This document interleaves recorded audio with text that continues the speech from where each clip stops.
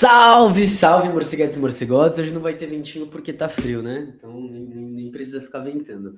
Estamos aqui para mais um episódio da Caverna. Estamos aqui para continuar a falar sobre os elementos fundamentais que unem a luta pela educação e também o ocupar a escola e a ocupação da terra pelo MST e um novo projeto inclusive de sociedade, né? Algo que a gente vem acompanhando aí não só no MST, mas aqui a gente fez essa trilha pela pedagogia do movimento sem terra, da Roseli Salete Caldarte, quer dizer, estamos fazendo, estamos mais ou menos na metade do livro, né?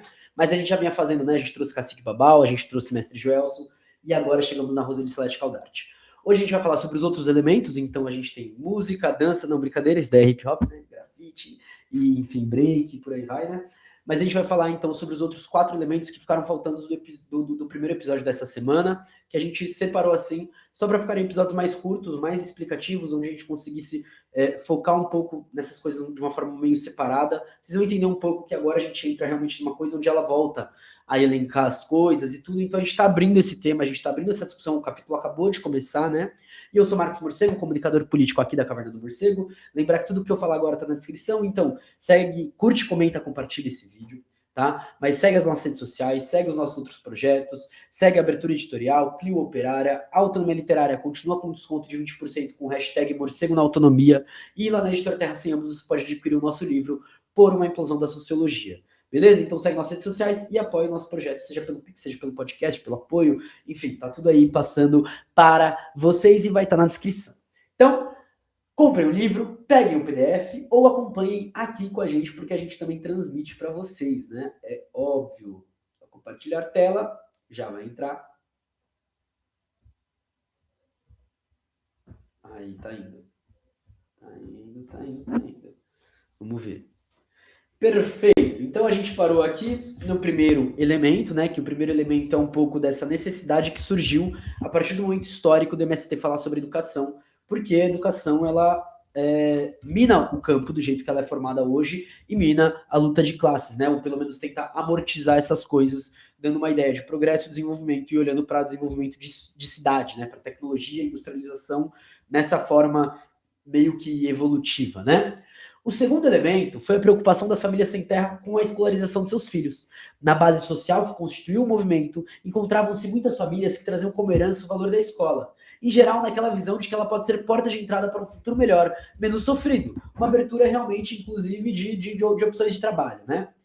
Exatamente por terem sido... Oxi, travou? Calma lá que travou. Vamos lá.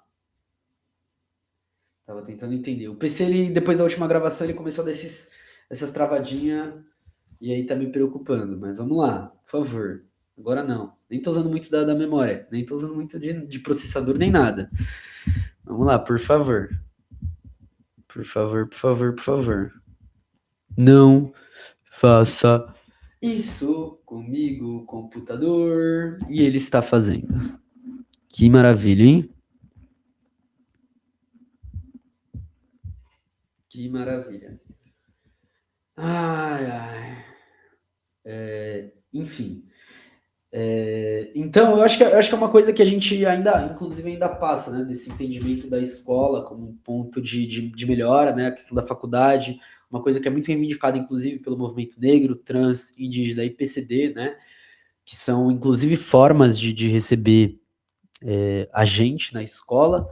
Enfim, isso é uma coisa que, querendo ou não, estava na base do movimento, né? A gente está falando de uma geração que veio muito nessa ideia de começar a se ter um princípio de acesso e a possibilidade de enxergar na luta uma facilitação para isso, né? Para olhar e falar, porra, se a gente lutou e conseguiu ocupar a terra, para a gente lutar e ocupar a escola também não é doideira, né? Então tem também essa questão que eu acho que entra de uma forma muito, muito, muito, muito, muito interessante. Muito interessante. E eu gostaria que voltasse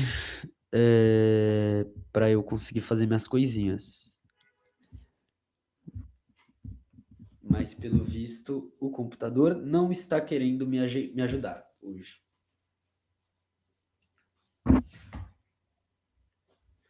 Que maravilha, hein? Que maravilha. E eu precisava continuar, precisava de pelo menos um pouco mais de pano para manga para discutir com o que ela fala, né? Porque agora ela vai falar de umas coisas mais específicas até passar para o próximo elemento, e isso acaba me dificultando um pouco. Mas é isso, né? A gente trabalha com o que a gente tem também. Isso é para você lembrar sempre. Pô, vou apoiar alguém, vou apoiar a Caverna do Morcego, porque olha, tá desse jeitinho aí, ó. O PC tá aqui carregando, ó. Mega e mais 4 páginas pessoal, Microsoft Edge não está respondendo. Que maravilha, hein? Que maravilha.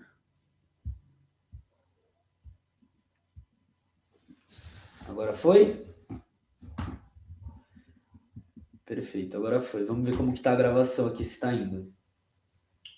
A gravação tá indo, né? Então beleza. Ou não. Exatamente por terem sido excluídas dela e não queriam o mesmo destino para seus filhos. Se estudarem, vão ter mais escolhas, diziam. Alguns pensando em escolhas na própria terra que sonhavam conquistar, outros também pensando na alternativa de ir para a cidade e encontrar um emprego melhor. Conta Bernadette Schwab, uma das primeiras professoras do acampamento da fazenda Anoni, no Rio Grande do Sul, que essa questão, no começo, chegava a gerar alguns conflitos. Os pais, preocupados de voltar para o município, para deixar os filhos com as famílias, os avós e parentes que ficavam no município, para as crianças não perderem o ano escolar. E a luta pela terra se estenderia por vários anos, a partir de 85, até serem definidos os assentamentos das 1.500 famílias do Anoni.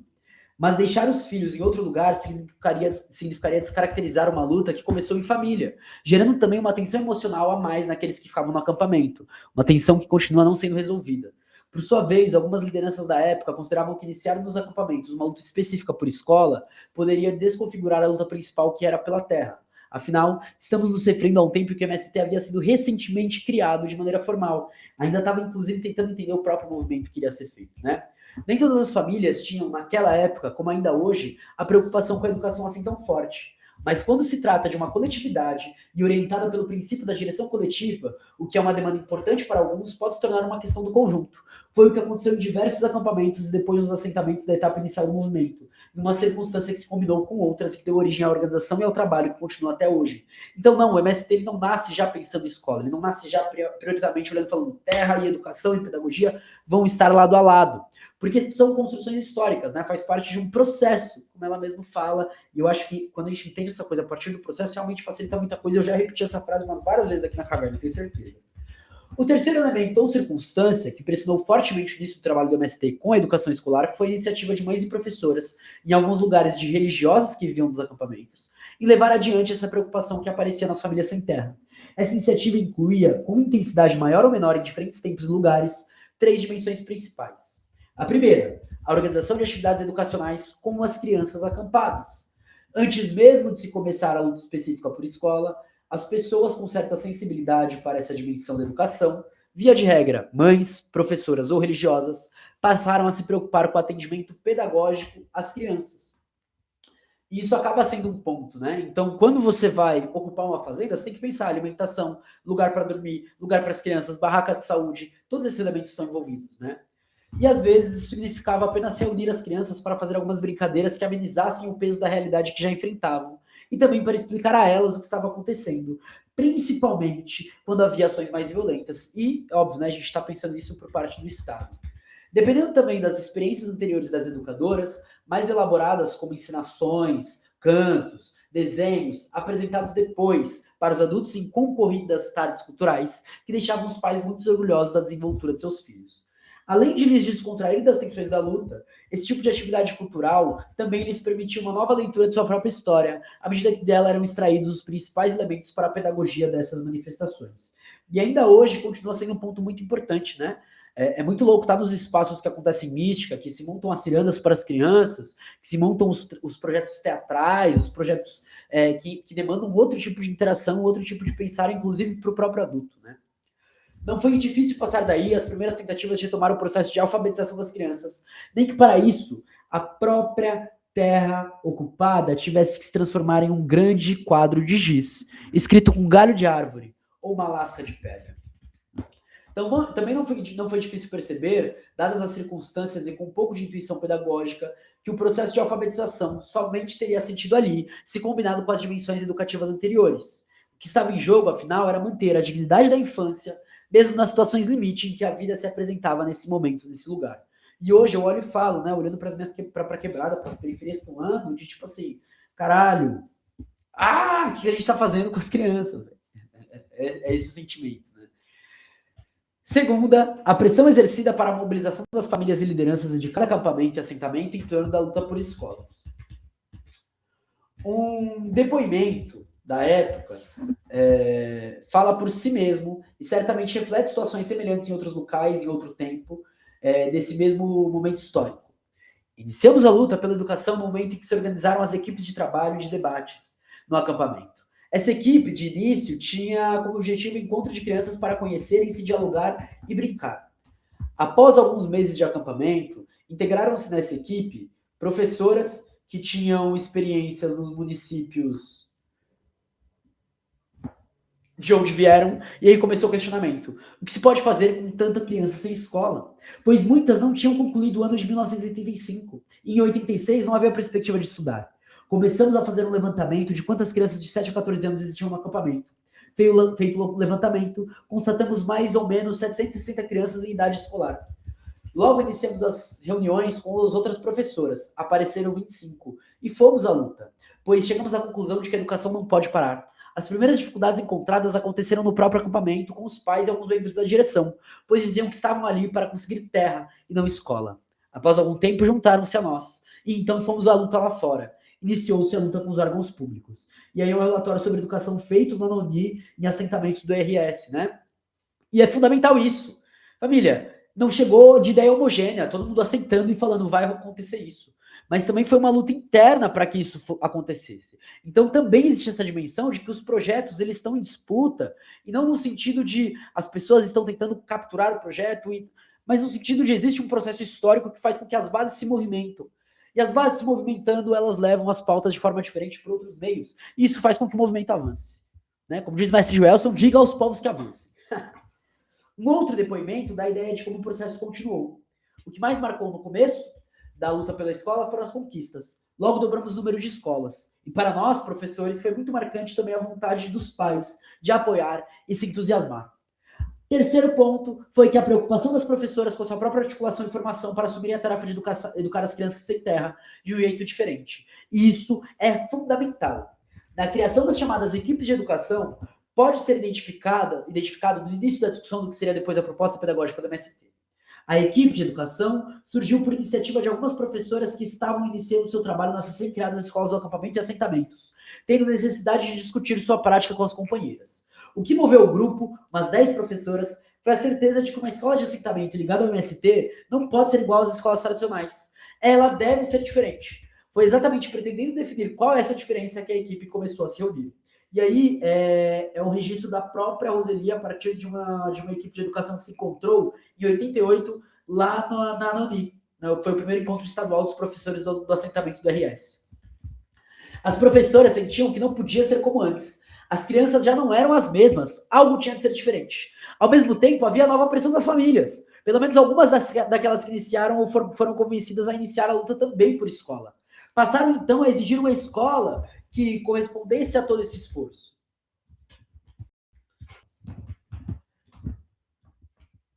Eu gostaria que tivéssemos uma escola para nossos filhos, que ensinasse a lutar pelos seus direitos, a trabalhar unidos, organizando com os companheiros as lutas, para fazer valer os direitos que os colonos têm, o próprio direito de ocupar a terra e assim por diante. Uma educação que mostre os dois lados da moeda. Por um lado, os valores do homem da roça, a vida sadia que pudesse levar aqui, e por outro lado, mostrar como é a vida na cidade, de acordo com a verdadeira realidade, para que quando a criança chegar a uma certa idade, ela possa ter clareza dos dois tipos de vida e possa fazer uma opção certa. Esse daí é o depoimento de Geraldo, acampamento de Erval Seco, no Rio Grande do Sul. Talvez essas famílias já começassem a compreender o quanto estavam aprendendo em sua nova coletividade e o quanto ainda tinham de aprender para dar conta dos novos desafios. Então não seria justo que a escola, conseguida na luta, não ajudasse nessa tarefa. Além disso, era comum a sensação do sem terra de terem perdido muito tempo da sua vida sem saber como as coisas são de fato. Nas primeiras discussões sobre a escola, não eram poucos os que diziam: queremos que os nossos filhos aprendam a enxergar a realidade mais cedo do que nós, incluindo nesse desejo uma crítica à escola que conheciam. No meu tempo, A escola sempre veio de cima para baixo, ensinando aquilo que o governo queria. Não me ensinou o necessário para me defender na vida, como direitos dos colonos, leis, organização do povo. Apenas ler, escrever e fazer algumas contas, talvez pelo pouco tempo que fui na aula. Mas, em geral, a escola só ensina coisas que pouco têm a ver com a vida da gente. Estavam dadas, pois, as condições para que um trabalho maior fosse desencadeado. E percebam que aqui a gente está falando de organização do povo, a gente está falando de lei da colonização, a gente está falando de um entendimento de mundo. Isso é muito mais do que aprender a olhar e falar, a gente precisa saber como fazer nossas contas para viver no sistema capitalista. Foda-se essa porra de sistema. Não é esse tipo de educação ainda que a gente defende. Essa é uma reforma de adaptação ao sistema. É uma reforma de conservação, é uma reforma de controle ideológico político. Olhando para essa trajetória, fica bastante evidenciado o papel que tiveram as professoras, dos primeiros acampamentos e assentamentos do MST, junto com as famílias sem terra, para que esse trabalho iniciasse. Sejam as que já exerciam essa profissão antes, sejam aquelas que se ofereciam para... Aquelas que se ofereciam que se ofereçam para passar a estrela ali mesmo. Geralmente porque tinham uma escolaridade um pouco maior do que a média dos acampados e também porque já eram consideradas jeitosas para o trabalho com as crianças. Isso nos remete a pensar que a história também é feita de algumas coincidências ou confluências, né? A maioria dessas professoras foi parar lá porque era esposa de trabalhadores sem terra que decidiram junto com suas famílias entrar nessa luta. Fica então a pergunta: se os sem terra não fossem casados como professoras, a história teria sido diferente? O quarto elemento a ser considerado nessa gênese tem a ver com as próprias características que acabaram produzindo as condições para que uma necessidade das famílias fosse transformada em tarefa da organização. Em primeiro lugar, é preciso levar em conta que, se não fosse o caráter massivo e popular do movimento, e esse seu traço específico de fazer a luta com as famílias, não haveria crianças nos acampamentos, tampouco professoras. Talvez a necessidade aparecesse depois nos assentamentos, mas então o processo certamente teria sido outro, porque outro seria o jeito de ser da coletividade sem terra. Da mesma forma, é importante destacar que, desde o seu nascimento, o MST buscou afirmar o seu caráter político e não apenas corporativo, o que, já naquela época, indicava não ser a sua luta apenas pela terra. Foi desse caráter que exigiu uma conformação organizativa aberta a um tipo de demanda como a educação e a escola. Não fosse assim, talvez essa preocupação até continuasse a se desenvolver entre famílias e professoras, tal como acontece em muitas comunidades, rurais ou urbanas, mas então estaríamos tratando de outra história, de outros vínculos, de outro desenlace. O quinto e último elemento é apenas um detalhe, mas que me parece ter feito muita diferença tanto na gestação como no posterior desenrolar desse trabalho, e é com ele que a gente encerra o episódio de hoje, né? Trata-se do perfil das pessoas que ajudaram a organizar o MST e que se tornaram suas principais lideranças. Para a maioria delas, o estudo sempre foi visto como um valor tão importante, a ponto de ser destacado como um dos princípios organizativos do movimento. Este detalhe certamente influenciou em dois sentidos. Primeiro, na inclusão da luta por escola como tarefa do MST. Segundo, na progressiva ruptura de um conceito mais tradicional de escola, buscando aproximá-la das discussões mais amplas do movimento sobre formação humana, especificamente sobre a formação dos membros de uma organização social de massas com os objetivos e os princípios que tem o MST. Então, a gente entende que não foi uma simples escolha e não foi um simples acaso. Embora tenha sido sim coincidências, que a gente poderia levar inclusive para pensar a partir de confluências, né?